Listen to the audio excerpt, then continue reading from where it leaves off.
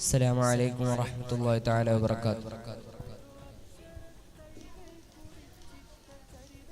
ഇവിടുത്തെ ചർച്ചയുടെ വിഷയം പ്രകൃതി. പ്രകൃതിയിലെ വിഭവങ്ങളാണ് വായുവും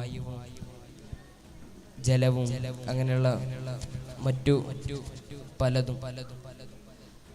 അതിൽ പ്രധാനപ്പെട്ടത് തന്നെയാണ് ജലം. ഇന്ന് ഏറ്റവും കൂടുതൽ ദുരുപയോഗം ചെയ്തുകൊണ്ടിരിക്കുന്നത് ജലമാണ്. അല്ലാഹു തആല നൽകിയ ഏറ്റവും വലിയ അനുഗ്രഹങ്ങളിൽ ഒന്ന് തന്നെയാണ് വെള്ളം. പല നാടുകളിലും ജലക്ഷാമം നേരിടുന്നുണ്ട്. അവിടെ ചിലതിൽ ജലമില്ലാനിട്ടല്ല, പക്ഷെ ഉള്ള ജലം മലിനമായി കൊണ്ടിരിക്കുകയാണ്. നാം ഈ അടുത്ത് വയനാട് ഉരുൾപൊട്ടൽ കണ്ടു. ദുരന്തമേറ്റ മനുഷ്യരുടെ അവയവങ്ങൾ കണ്ടെടുക്കുന്നതിൽ ചില സ്ഥലങ്ങളിൽ നിന്ന് പ്ലാസ്റ്റിക് മാലിന്യങ്ങൾക്കിടയിൽ നിന്നാണ് പലരുടെയും അവയവങ്ങൾ കണ്ടെടുത്തത്.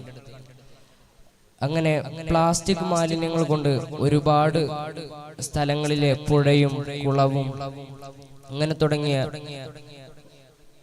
വെള്ളം മലിനമായി കൊണ്ടിരിക്കുകയാണ്. ജലം ഒരനിവാര്യ വസ്തുവും അതിലേക്കുള്ള ആവശ്യശക്തവും തീവ്രമായതിനാൽ പരിശുദ്ധ സൃഷ്ടാവ് അതിനെ സുലഭമാക്കി. അളന്ന് കണക്കാക്കിയാണ് അവൻ വെള്ളം നൽകിയിരുന്നതെങ്കിൽ അത് എത്രമാത്രം ആയാസകരമായേനെ. ഭൂനിവാസികളെയെല്ലാം അത് പ്രയാസത്തിലാക്കുമായിരുന്നു. ഇനി വെള്ളത്തിന്റെ മൃദുലതയെക്കുറിച്ചും അതിന്റെ നേർമയെക്കുറിച്ചും ആലോചിച്ചു നോക്കൂ. ഈ പ്രകൃതം മൂലം അത് വിഘടിച്ച് ഭൂമിയിൽ ആഴ്ന്നിറങ്ങുന്നു. മരത്തിന്റെ വേരുകൾ അത് വലിച്ചെടുക്കുന്നു. ജലത്തിന്റെ പ്രകൃതം താഴോട്ടൊഴുകുകയാണെങ്കിൽ പോലും അതിന്റെ ആർദ്രത കാരണം സൂര്യതാപമേൽക്കുമ്പോൾ മരത്തിന്റെയും ചെടികളുടെയും മുകളിലേക്ക് അത് ഉയരുന്നു. കഴിക്കുന്ന ഭക്ഷണം ശരിയാവണ്ണം ദഹനീയ യന്ത്രത്തിലെത്തിച്ചേരുന്നതിന് ജലപാനം അനിവാര്യമാണ്. അതിനാൽ ആവശ്യ സമയത്ത് വെള്ളം കുടിക്കുന്നത് അവൻ ആശ്വാസകരവും ആനന്ദകരവുമാക്കി. ഭൂമി നിങ്ങളെയും കൊണ്ട് വിറകൊള്ളാതിരിക്കാനായി അതിൽ ഉറച്ചു നിൽക്കുന്ന പർവ്വതങ്ങൾ സ്ഥാപിക്കുന്നു.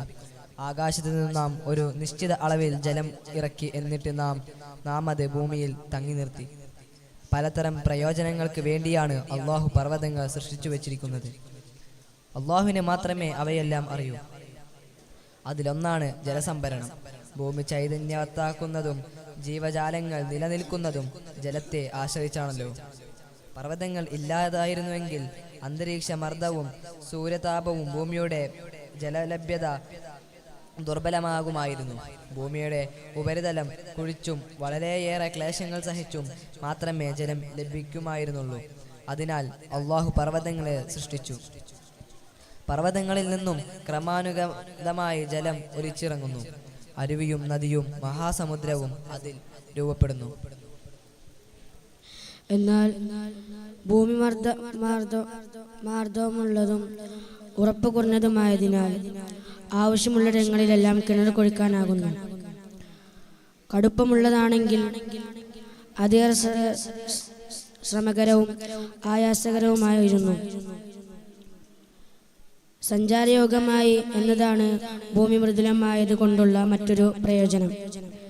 ഭൂമി ഉറച്ചും കാഠിന്യം കൂടിയതുമായിരുന്നുവെങ്കിൽ സഞ്ചാരം ഏറെ ദുഷ്കരമാകുമായിരുന്നു.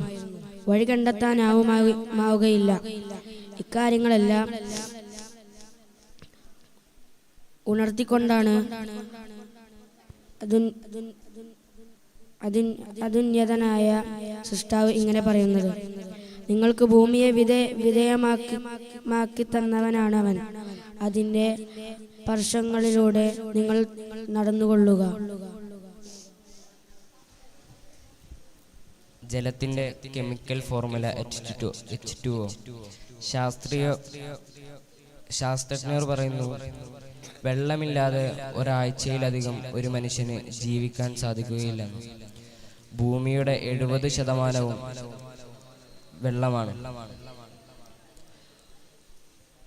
വെള്ളത്തിൻ്റെ ഒരുപാട് പഠനങ്ങൾ ഇന്നും നടന്നുകൊണ്ടിരിക്കുന്നു. ഞങ്ങളുടെ ചർച്ച ഇവിടെ അവസാനിക്കുന്നു. അൽഹംദുലില്ലാഹി റബ്ബിൽ ആലമീൻ. അസ്സലാമു അലൈക്കും. പാനൽ ഡിസ്കഷൻ തുടരുന്നു. ലാസ്റ്റ് കോഡ് ലെറ്റർ അൽ ഹറഫ് ജീം.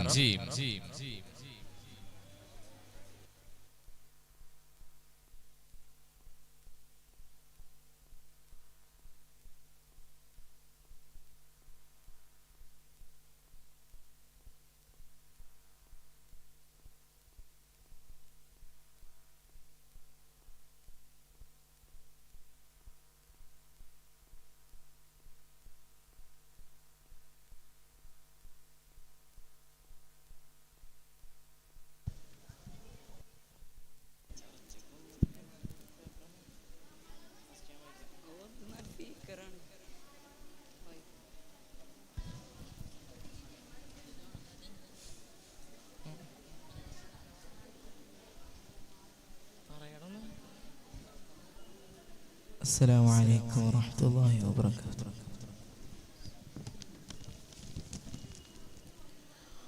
ഒപ്പമുണ്ട് എന്ന വാക്കിനപ്പുറം ഒന്നും പറയാനില്ല.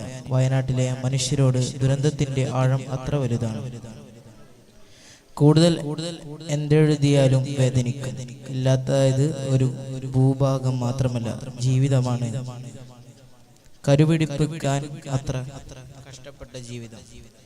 ഈ കുറിപ്പ് എഴുതുന്നതിന് മുമ്പ് ചുരൽമലയിലെ സംയോജനത്തിനെ വിളിച്ച് പരിചയക്കാരനാണ്. സ്വകാര്യ ബാങ്കിൽ പണിയെടുക്കുന്നു.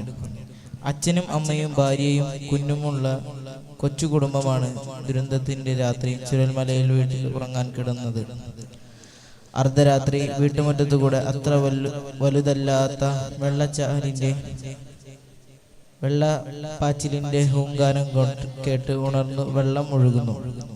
കട്ടച്ചെളിയിൽ കൊഴുത്ത മണം. സ്മീജത്തിന് അപകടത്തിന്റെ മണമായി അത് അനുഭവപ്പെട്ടു. വീട്ടിലുള്ളവരെ ഉണർത്തി എതിർവശത്തെ കുന്നിലേക്ക് ആ ഇരുട്ടിൽ അവർ കയറി. പോകും വഴി തൊട്ടയിലത്ത് കുടുംബത്തെ വിളിച്ചുണർത്തി.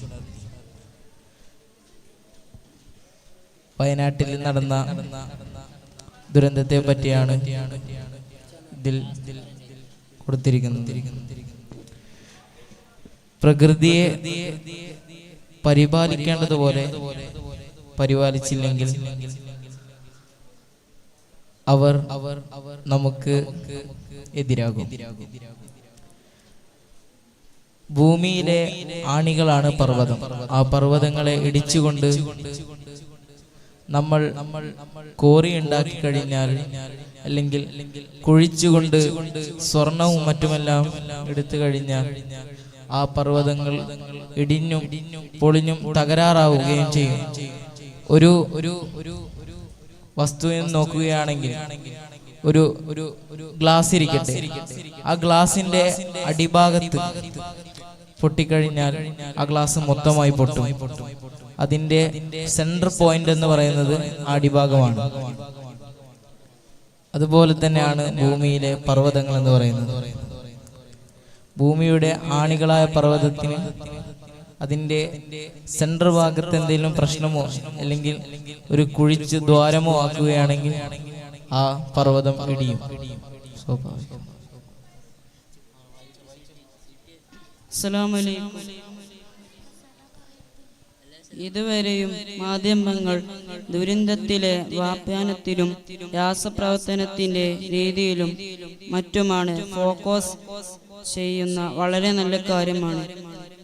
മുൻകൂട്ടി പ്രവചിക്കാനും ഒഴിവാക്കാനും ഒരുപാട് വെല്ലുവിളികൾക്കുള്ള ദുരന്തമാണ് ഉരുൾപൊട്ടലും മണ്ണിടിച്ചിലും രാസപ്രവർത്തനവും. അതുപോലെ തന്നെ ധാരാളം ആളുകളുടെ മൃതശരീരം പോലും കണ്ടെടുക്കാൻ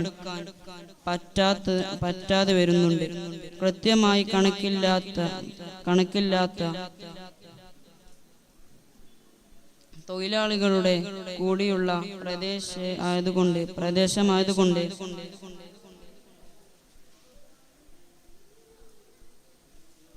പിന്നെയും സങ്കീർണമാകും. ഇതിന് സാങ്കേതികവും സാമൂഹികവുമായ കാരണങ്ങളുണ്ട്. ഈ ദുരന്തത്തിന് ഏറ്റവും ദുഃഖം രേഖപ്പെടുത്തുന്ന രാസപ്രവർത്തനവും സുരക്ഷിതവും ഒക്കെ നടക്കട്ടെ എന്ന് ആശ്വസിക്കുന്നു. അപകടത്തിനും പ്രവർത്തനക്കാർക്കെതിരെയും ദുഃഖവും നടക്കവും നമുക്ക് പരിഹരിക്കാൻ ആക്കില്ലെങ്കിലും പ്രായോഗികമായി അവർക്ക് നൽകാവുന്ന എല്ലാ സഹായങ്ങളും നൽകാം. നമുക്കൊരു ശ്രമിക്കാം.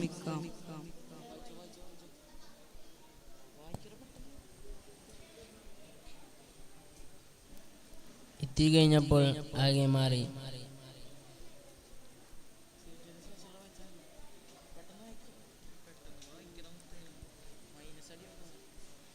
ഈ ദുരന്തത്തിൻ്റെ ഏറ്റവും ദുഃഖം രേഖപ്പെടുത്തുന്നത് രക്ഷാപ്രവർത്തനം സുരക്ഷിതമായി നടക്കട്ടെ എന്ന് ആശംസിക്കുന്നു. അപകടത്തിൽ നിന്നും രക്ഷപ്പെടുന്നവരുടെ ദുഃഖവും നടക്കവും നമുക്ക് പരിഹരിക്കാൻ ആകില്ലെങ്കിൽ പ്രയോഗമായി അവർക്ക് നൽകാവുന്ന എല്ലാ സഹായങ്ങളും നൽകാൻ നമുക്ക് ഒരുമിച്ച് ശ്രമിക്കാം. കളക്ടർ വേണ്ട എന്ന് പറയും വരെ സാധനങ്ങൾ വയനാട്ടിലേക്ക് പ്രവഹിച്ചു. കാരുണ്യത്തിൻ്റെ കടൽ എത്രയോ സംഘടനകളും രാവും പകലും കൈമാറുന്നു. ശരിയാണ്, സങ്കടത്തിൻ്റെ അലകൾ ഇതുകൊണ്ടൊന്നും ശമിക്കില്ല. പക്ഷേ കണ്ണീരൊപ്പ് തിരിക്കാൻ നമുക്ക് കഴിയില്ല. നാം കരഞ്ഞുകൊണ്ടാണ് കണ്ണീരൊപ്പുന്നത്. മനുഷ്യനാണ് നാം. ഒരാഹ്വാനം ഇല്ലാതെ മനുഷ്യർ ദുരിതാശ്വാസത്തിന് പണം നൽകി. മുഖ്യമന്ത്രി ഉഗ്രമമായ ഒഴുക്കൽ തെറിച്ചു. പാറക്കെട്ടുകൾ അടിച്ചു തകർന്നു. ദൂരെ പുഴയിൽ ചിന്നിച്ചിതറി വീണു മനുഷ്യർ. കേരളം വിറച്ചു. 2018 പ്രളയം മലയാളികളിൽ സൃഷ്ടിച്ചിട്ടുള്ള സവിശേഷതയുടെ ഒരു ഐക്യം പുനഃസ്ഥാപിക്കപ്പെടും. ഈ നാട് അങ്ങനെയാണ്. ഭരണകൂടങ്ങൾ ഉണർന്നു. കേരളം കണ്ട ഏറ്റവും വലിയ ദുരന്തമാണ്.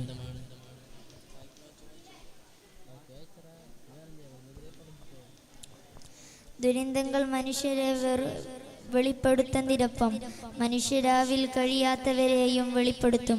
മുഖ്യമന്ത്രിയുടെ ദുരിതാശ്വാസ നിധിയിലേക്ക് പണം അയക്കരുത് എന്ന് ചിലർ വിളിച്ചുകൂവി. ചിലർ ദുരിതാശ്വാസത്തിൽ നിന്നും മതം തിരിഞ്ഞു. സാരമില്ല, മനുഷ്യർ മാത്രം പാർക്കുന്ന ഭൂമിയല്ല കേരളം. മനുഷ്യരായി നടിക്കുന്നവരും നമുക്കിടയിലുണ്ട്. അവരെയും നാം അതിജീവിക്കും.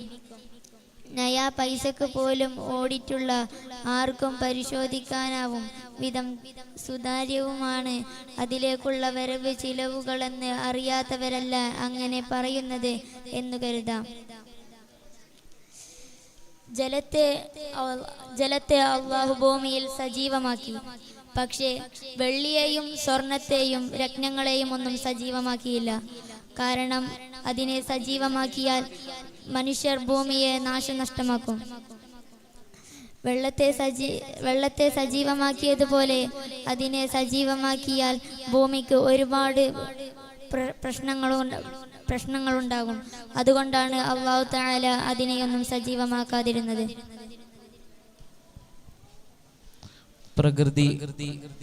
പ്രകൃതിയിൽ നിന്ന് മനുഷ്യന് ധാരാളം ആനുകൂല്യങ്ങൾ ലഭിക്കുന്നുണ്ട്. ഓക്സിജൻ ആയാലും അതും പ്രകൃതിയിൽ നിന്നാണ്. വെള്ളമായാലും അതും പ്രകൃതിയാണ്. കായ്ക്കനികൾ എല്ലാം പ്രകൃതിയിൽ നിന്നാണ് ലഭിക്കുന്നത്. എന്നാൽ മനുഷ്യൻ അവന്റെ ആധുനികതകൾക്ക് വേണ്ടി ആ പ്രകൃതിയിലുള്ള മരങ്ങളെ വെട്ടി നശിപ്പിക്കുക, മലകൾ തുരന്ന് കോറികൾ ഉണ്ടാക്കുക, അവന്റെ യാത്രാ സൗകര്യത്തിനായി പൊല്യൂഷൻ വാഹനങ്ങൾ നിർമ്മിക്കുക. അവന്റെ എളുപ്പമാണ് നോക്കുന്നത്. എന്നാൽ ആ എളുപ്പത്തിൽ അവൻക്ക് തന്നെ ദോഷം വരുന്നുണ്ട്. ഇപ്പോൾ AI വരുന്ന കാലമാണ്. AI ആധുനികത കാലങ്ങളിൽ മനുഷ്യൻ കൂടുതൽ കണ്ടുപിടുത്തങ്ങൾ കണ്ടുപിടിച്ചുകൊണ്ടിരിക്കുന്ന നേരമാണ്. കണ്ടുപിടുത്തങ്ങൾ കണ്ടുപിടിക്കുന്നത് അവൻക്ക് ഉപകാരം ഉണ്ടായേക്കാം, പക്ഷേ അതിൽ നിന്ന് തന്നെ ഉപദ്രവം ഉണ്ടായേക്കാം. ഇത്രയും പറഞ്ഞു ഞാൻ വാക്കുകൾ നിർത്തുന്നു. അസ്സലാമു അലൈക്കും. പ്രോക്സിമ പ്രധാന വേദിയിൽ